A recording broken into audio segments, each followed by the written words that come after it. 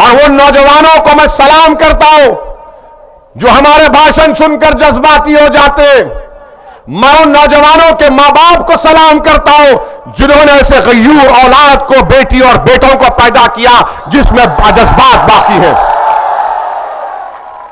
अगर किसी मासूम पर जुल्म हो रहा और तुम्हारी आंख में आंसू आए ना आए तो क्या वो जिंदगी की निशानी है, मौत की निशानी है? बताओ मुझे। अगर कोई बच्चे को मारा जा रहा है गैर जरूरी से तो तुम बचाओगे या उसको बोलेगे नहीं जिंदगी मौत का मामला है, घर के दरवाजे बंद करके बैठ जाओ? अगर किसी बच्चे को शिक्षा नहीं मिल रही है तो क्या वो जिंदगी है या मौत है? बताओ। शिक्षा नहीं मिलना भी मौत है, रोजगार नहीं मिलना भी मौत है, राजनीति में हिस्सा नहीं मिलना भी मौत है, ठेकेदारी में हिस्सा मिलना भी नहीं मिलना मौत है, विधानसभा में तुम्हारी आवाज नहीं उठना भी मौत है। जिंदगी की बात तो मैं कर रहा हूं, हयात की बात मैं कर रहा हूं, आवाज को उठाने की बात बाबू सिंह कुशवाहा हम कर रहे हैं। ये लोग आपको डर कर, खौफ दिलाकर घरों में बिठाने की बात कर रहे हैं। हम आपसे कह रहे हैं कि अपने घर के दरवाजों के साथ साथ अपने दिल के दरवाजे को खोलो।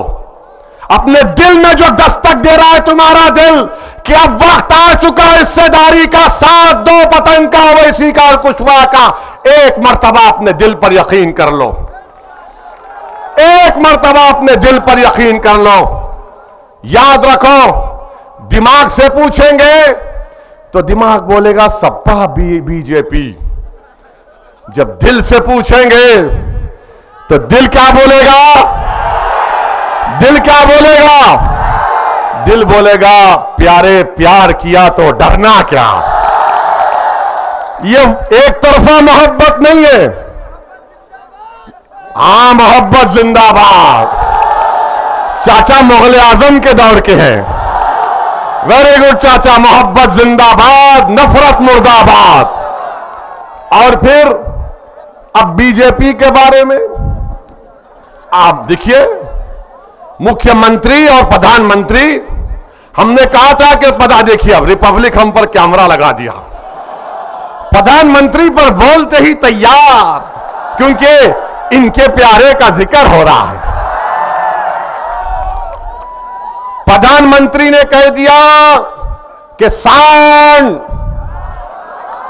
चुट्टा जानवर, मैं 10 मार्च के बाद इसका हल निकालूंगा। प्रधानमंत्री 5 साल के चाय पी के सो गए थे आप? प्रधानमंत्री ने क्या कहा 10 मार्च के बाद? अच्छा, 70 लाख नौकरियों का वादा बीजेपी ने 5 साल पहले किया था, नहीं किया था? अब प्रधानमंत्री ने एक नया आइडिया दिया कि नौकरी छोड़ो, ग्रेजुएट बच्चे जो रात में पढ़कर, गरीबी में पढ़कर इम्तिहान लिखने जाते, उनका पेपर लीक हो गया।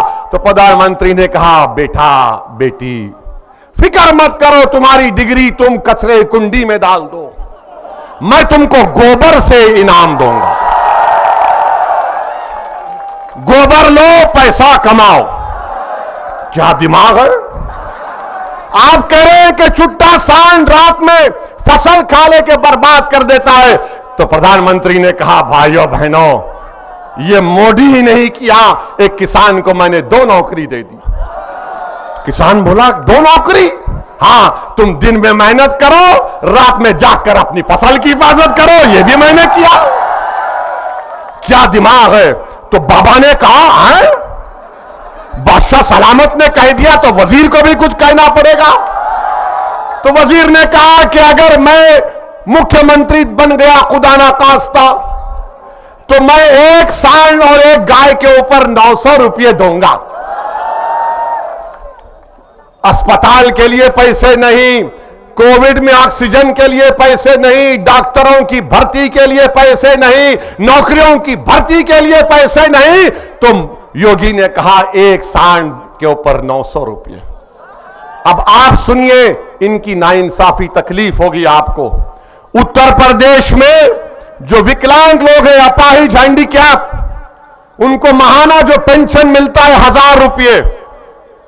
इंसान जो विकलांग है 1000 रुपये, और अगर कोई सांड रखेगा तो उसको 900 रुपये। क्या ये इंसानों की तौहीन नहीं है? तो क्या आप इजाजत देंगे कि मैं बाबा को पैगाम दूं उस विधानसभा से, हम बाबा को थोड़ा ज्ञान दे दें? हम बाबा से कहना चाह रहे हैं, बाबा एक इंसान जो विकलांग है उसको 1000 रुपये और एक 4 टांग के जानवर के लिए 900 रुपये। तो बाबा आप जानवर का वोट ले लो, हम विकलांग का, इंसानों का वोट ले लेते हैं। आप बताइए कौन सा इंसाफ? अब मोदी जी कह रहे कि जिसको राशन मिला वो मोदी का नमक खाया। अब बताओ इस विधानसभा के गयूर अवाम, मीडिया के लोग भी सोच लो, क्या तुम देश का नमक खाओ या मोदी का नमक खाए? किसका नमक खाया आपने? मोदी का तो नहीं खाए ना। अब मोदी जी बोल रहे कि मेरा नमक खाए।